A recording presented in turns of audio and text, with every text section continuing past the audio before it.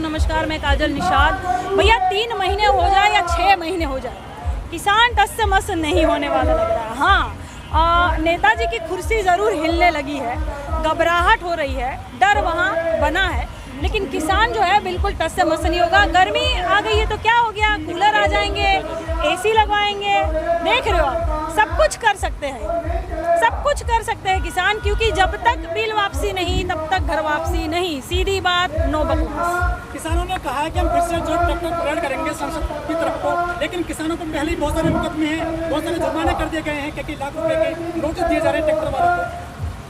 देखिए, मुकदमे और ये सब जो सारी चीज़ें हैं वो भाजपा के कई नेताओं के ऊपर भी है, लेकिन फिर भी वो संसद में बैठे हैं। और यहाँ कितने मुकदमे हैं तो क्या ट्रैक्टर लेकर भी नहीं जा सकते? देखिए, ये लोकतांत्रिक देश है, सबको अपनी बात कहने का अधिकार है, सबको जैसे नेताजी अपने मन की बात करते हैं, मन की करने का अधिकार है, करेंगे, ज़रूर करेंगे और इसमें भी सफल होंगे। ये जो मोदी सरकार है, इसने जितने फैसले लिए, चाहे नोटबंदी हो, GST हो, 370 हो, 3 तलाक हो, किसान कानून हो, 35 हो, किसी पे भी बैकगेयर नहीं लिया है, सरकार पीछे नहीं उठी है। तो क्या लग रहा है, किसान कानून के पीछे हटी सरकार? देखिए, मैं एक बात कहना चाहती हूँ कि हमारे साहब जो है उनका एक नाम हमने दिया था सोशल मीडिया के माध्यम से, पनौती, और अब हम नाम दे रहे हैं अमंगल जीवी। इन्होंने जितने भी फैसले लिए, नोटबंदी हो या टैक्स का हो या जो भी XYZ, ये कोरोना हो, सब जो जितने भी फैसले लिए सब उल्टे पड़े, कोई सफल नहीं हुआ, कोई भी यहाँ तरक्की नहीं हुई, GDP ग्रोथ नहीं बढ़ा, देश बर्बाद हो रहा है, युवा बेरोजगार हो गया, जितनी ज़्यादा तादाद में यहाँ बेरोजगारी छा गई। तो भैया आप कैसे कह सकते हैं कि ये फैसले जो है उनके सही साबित हुए? उनके एक भी फैसले सही साबित नहीं हुए। ये बिल भी जो ये लाए हैं ये भी कहाँ सही है? ये कह रहे हैं कि किसान के हित के लिए लाए हैं, तो क्या किसान जो है वो बिल्कुल दूध पीते बच्चे हैं जो नहीं समझ पा रहे कि इनके हित के लिए है? मोदी सरकार के नुमाइंदे कहते हैं कि हम जो भी कानून लेकर के आते हैं, देश की जनता सभी का विरोध करती है। नहीं, ऐसा कुछ नहीं है। कौन से ऐसे कानून इन्होंने हितकारी कानून लाए जो विरोध नहीं करेंगे? अरे हितकारी कानून लाएंगे तो विरोध नहीं करेंगे ना। आप मंगल जीवी वाले कानून लाएंगे तो विरोध क्यों नहीं करेंगे भाई? सबको अपने मन की बात कहने का अधिकार है, सब कहेंगे, सब आवाज़ें तो हर तरह से उठेगी। आप कितना तानाशाह चलाओगे, कितना तानाशाह चलाओगे? जब मोदी जी मुख्यमंत्री हुआ करते थे गुजरात के, तब उनके भाषण देखिए, तब वो क्या बोलते थे। एक तो हमारी भैंसिया थी, कभी भी कहीं भी जब गैस के दाम बढ़ते थे तो गैस का बाटला लेकर इधर उधर घूमती थी। अब वो भैंसिया हमारी मिल नहीं रही है, संसद में बैठ के एकदम से गोबर कर रही है। मतलब महिलाओं के ऊपर इतना अत्याचार हो रहा है, और महिलाएं नेत्री ही आवाज़ नहीं उठाएगी तो किस लिए हमने इतना कीमती वोट देकर संसद में पहुंचाया था? किस लिए हम नेता चुनते हैं भाई? किस लिए चुनते हैं? हमारी आवाज़ उठाएगा, हमारे देश का प्रतिनिधित्व करेगा। उनका तो कहना कर रहा है कि मोदी जी रोजगार दो, क्या जुआ जाग चुका है? अरे बिल्कुल करारा तमाचा एकदम भैया, भिगो के जूता मारा ट्विटर में। मतलब 6.6 और भी कितना मिलियन हो गया था, फिर उसमें भी घपला करके ये 3.3 ला देंगे। अरे ऐसा कुछ भी कीजिए, अब ये युवा रोजगार मांग रहा है, ये ट्रेंड हो रहा है कि मोदी रोजगार दो, बेरोजगारी बढ़ रही है, मोदी जॉब दो। देखिए, ये बहुत करारा तमाचा, इनको शर्म से मर जाना चाहिए, क्योंकि इन्होंने कहा था कि 2 करोड़ जो है वो नौकरियां देंगे। अब 2 करोड़ से ज़्यादा कितना पूरा देश में ये ट्रेंड हो रहा है कि मोदी रोजगार दो, ये तो इनके मुंह पर करारा तमाचा है भैया। इन्होंने जो भी कहा है वो सब उल्टा हुआ है, और फिर उसके बाद युवा या देश जागा है, ये किसान जागा है। मैडम जी, जो सरदार पटेल जी के साथ में किया गया है उनकी मृत्यु के बाद में, क्या लग रहा है कि उनको इमेज खराब करने की कोशिश की जा रही है? बिल्कुल, ये मोटेरा स्टेडियम का नाम बदलकर लुटेरा जो स्टेडियम रखा गया है। लुटेरा मतलब कौन भैया? अच्छा, नहीं बताएंगे।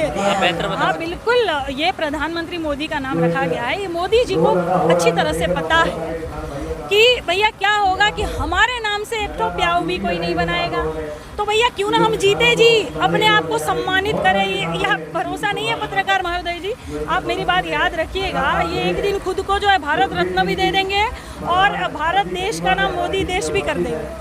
ये तानाशाह है बिल्कुल। लेकिन क्या होता है ना भैया, आप किसी को कितना दबाओगे, युवा भी जो है वो अनपढ़ जाहिल गवार नहीं है प्रधानमंत्री की तरह, वो जाग चुका है, वो एक हो चुका है। किसान पूरी एकता आप देख रहे हो किस तरह से आंदोलन चल रहा है, कोई डरने वाला नहीं है भैया। चुनाव है लेकिन बीजेपी वाले वहाँ पर चावल मांग रहे हैं। बंगाल, ये जी न्यूज़ वाले बेचारे कह रहे थे कि कौन है बंगाल की बेटी, तो ये इन्होंने जो अपने किंग का लिंग ही बदल दिया भैया। ये किस तरह से जो है पूरा मजाक बनाया गया है, लेकिन हर तरह से बीजेपी हर जगह चुनाव हार रही है, क्योंकि अब देख रहे हो सुपड़ा साफ हो रहा है।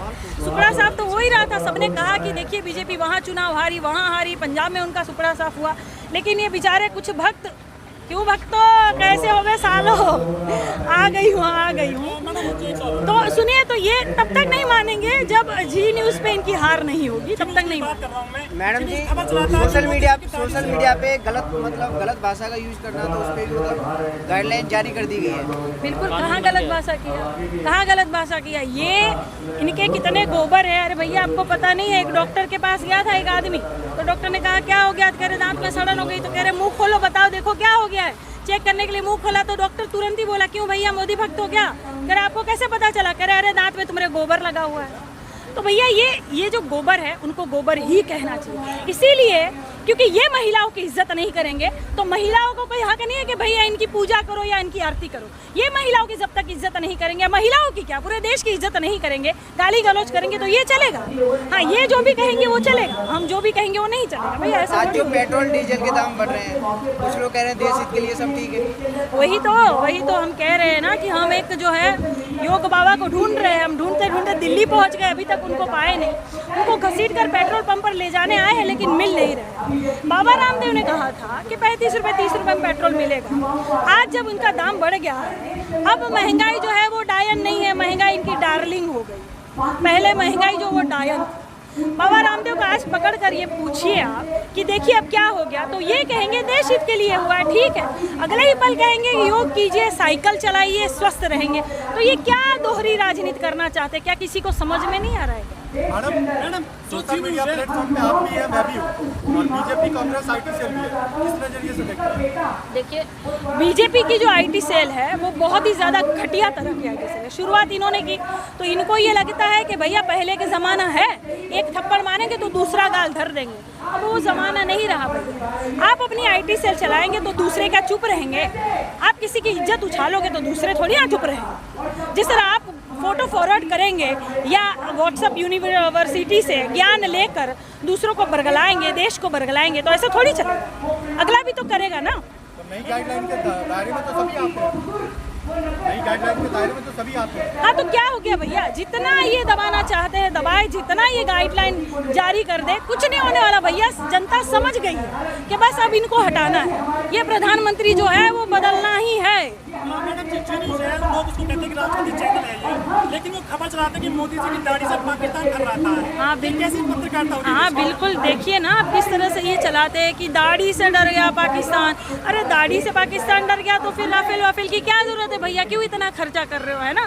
सैनिक वहाँ से हटा लीजिए, सुरक्षित उनको अपने घर पर सोने दीजिए, बीवी बच्चों से मिलने दीजिए, सीधी सी बात है ना। कांटों की तार लगाना छोड़ दीजिए, जहाँ देखे आप मोदी जी का पुतला खड़ा कर दीजिए, ये लंबी दाढ़ी के साथ पुतला खड़ा कर दीजिए। दाढ़ी से डर गया पाकिस्तान, दाढ़ी से डर गया चीन, ये सब जो है वो, ये आप समझ पा रहे हो किस तरह की राजनीति कर रहे हैं। मतलब सब कोई घास नहीं खा रहा भैया, अनपढ़ जाहिल गवार कोई नहीं है, सब समझ रहे हैं कि कुछ भी चला मैडम कोई सर पैर नहीं है। आंदोलन को 3 महीने होने जा रहे हैं, अब आप इतने टाइम से नहीं आई, आ जाएंगे इतने दिन बाद।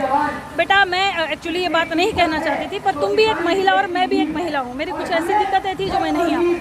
अब मैं कैसे सोशल मीडिया पर बताऊं कि क्या दिक्कत है। और आप कह रही हैं कि किसान मतलब सरकार बरगला रही है, सरकार तो ये कहती है कि किसानों को बरगलाया जा रहा है, इन्हें पता ही नहीं कि बिल में है क्या। तो वही तो बात है ना, किसानों को नहीं पता और सरकार को पता है कि ये बिल जो है वो बहुत अच्छा है, खुशहाली लाएगा। तो पहले खुद ही पहले किसान बन जाए, खुद पर लागू करे, जब अच्छा हो जाएगा तो पूरे देश पर लागू कर देना। क्या दिक्कत है, क्या समस्या है?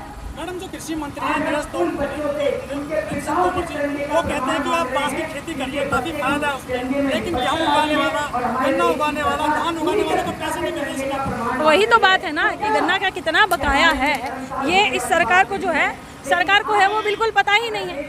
15,000 करोड़ जो है उनका बकाया है, और उससे भी ज़्यादा करोड़ का जो है बीमा सामान खरीद के चल रहे हैं, घूम रहे हैं, साहब गरीब के बेटे हैं, 10 लाख का सूट पहन रहे हैं। ये किस तरह के फकीर है, किस तरह के गरीब हैं? ये जो बोलते हैं उनकी बातों पर मत जाइएगा भैया।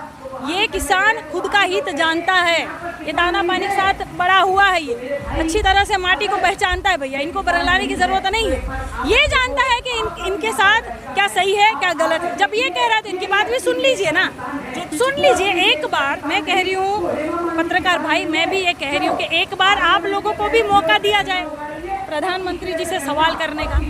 ये क्यों नहीं होता? मुझे एक बात बताइए, ये अपने आप टीवी पर आकर चले जाते हैं, इसको क्या आप प्रेस वार्ता कहेंगे? प्रेस वार्ता किसे कहेंगे जब जो आप अभी मेरे साथ कर रहे हो? मैं कुछ भी नहीं हूँ, मैं आम आदमी हूँ, उसके बाद भी आप मेरे से प्रेस वार्ता कर रहे हो। ये प्रेस वार्ता हमारे उन नेताओं के साथ करनी चाहिए जिनको चुन के हमने संसद में भेजा है, जिनको अपने प्रधानमंत्री बनाया। तो ऐसी कभी प्रेस वार्ता प्रधानमंत्री जी क्यों नहीं करते हैं? डरते हैं क्या? क्यों जैसे ही आप कोई सवाल पूछो देश के बारे में, माइक छोड़कर कहने लगते हैं दोस्ती बनी रहेगी, दोस्ती बनी रहेगी? क्यों?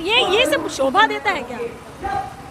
आप लोग का चाहता नहीं है क्या मन? मैं आप ही से पूछ रही हूँ, चलिए आपका मन नहीं चाहता कि चलिए बहुत सारे जो मुद्दे हैं देश के, ज़रूरी मुद्दे जो हमारे क्रिकेटर और हमारे जितने अभिनेता है उनको लगता ही नहीं है कि ये ज़रूरी मुद्दे हैं। जब विदेश से कोई ट्वीट करता है तब इनको लगता है कि नहीं नहीं हमारा अंदरूनी मामला है। अरे तुम लोग को ये नहीं लगता कि तुम्हारा अंदरूनी मामला है? तो बढ़ चढ़कर आप भी आगे आइए, बोलिए। मैं नहीं कहती हूँ कि किसानों के बीच में कूद जाइए, मैं नहीं कहती हूँ कि किसानों के आंदोलन में जाके मंच पर बोलिए, गला फाड़िए, मैं नहीं कहती हूँ। पर कम से कम एक वीडियो के माध्यम से, ट्वीट के माध्यम से तो अपनी बात कहिए। ये आप ही के किसान हैं, ये वही अन्नदाता है, ये हमारे हिंदुस्तान का दिल है, धड़कन है। जो बीजेपी के नुमाइंदे हैं, सांसद हैं, कैबिनेट मंत्री हैं, वो गाँवों में जा रहे हैं और जो खाप पंचायत उनके साथ में मीटिंग करने की कोशिश कर रही है, लेकिन वहाँ पर काफी विरोध हो रहा है। वो कोशिश कामयाब नहीं हो पा रही है भैया, क्योंकि क्या है ना कि बहुत दिनों से सबने जूता भिगो भिगो के रखा है। वो जूता किस काम आएगा? वो इंतजार में है, वो जूता भी तड़प रहा है कि कब मैं नेताजी गाल पर पड़ जाऊं। तो ये जैसे ही बीजेपी के लोग गांव-गांव जा रहे हैं, इनको सब दौड़ा ले रहे हैं, क्योंकि इनकी असलियत सबको पता चल गई। ये 2014 वाला देश नहीं है, ये 2014 वाला देश नहीं है जो बंगल जाए। उन रील हीरो को कैसे देखती है? अक्षय कुमार, अनुपम खेर और अमिताभ बच्चन, जो कि महंगाई पिछली सरकार में महंगाई होने पे अक्षय कुमार, अमिताभ बच्चन, अनुपम खेर और जितने भी और बड़े दिग्गज लोग हैं, असली भारतीय, असली देशभक्त जो है यही लोग हैं। आप बोलेंगे कैसे? मैं कह दूं, इन्होंने बेचारों ने अपनी गाड़ी में आग लगा दी है।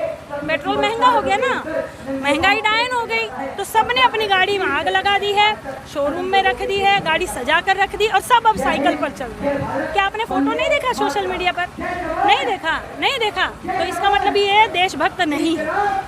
ये सिर्फ जो है सिर्फ ये सोचेंगे कि मुझे ये सरकार पसंद है तो मैं नहीं बोलूँगा, ये सरकार मुझे पसंद नहीं है तो मैं ट्वीट पर ट्वीट खेलूँगा। अच्छा ये सही नहीं है तो ये सही, ऐसा नहीं चलेगा भैया। वो अक्षय कुमार है, वो पूरे देश का अभिनेता है, उसने देश को एंटरटेनमेंट करके देश को हंसाया रुलाया, और देशभक्ति के कितनी पिक्चरें वो करता है। डूब मरना चाहिए ऐसे एक्टर को, और डूब मरना चाहिए हमारे भाई को। हमारा भाई कौन?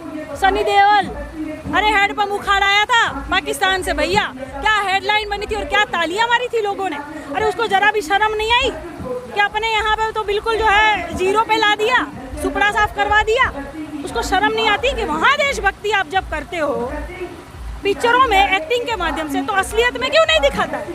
असलियत में दिखता क्यों नहीं है इनका प्रेम? ये घाघरा उठा के नाचने लगते हैं जब विदेशी ट्वीट करते हैं, इनको शर्म आनी चाहिए भैया। मैं तो कहती हूँ अमिताभ बच्चन हमारे महानायक थे, मैं बहुत सालों से प्रयत्न कर रही थी कि एक बार मैं इनसे मिलूँ, इतना महानायक है, लेकिन आप मुझे भी नफरत सी होने लगी। इन्होंने नफरत की राजनीति कर दी भैया।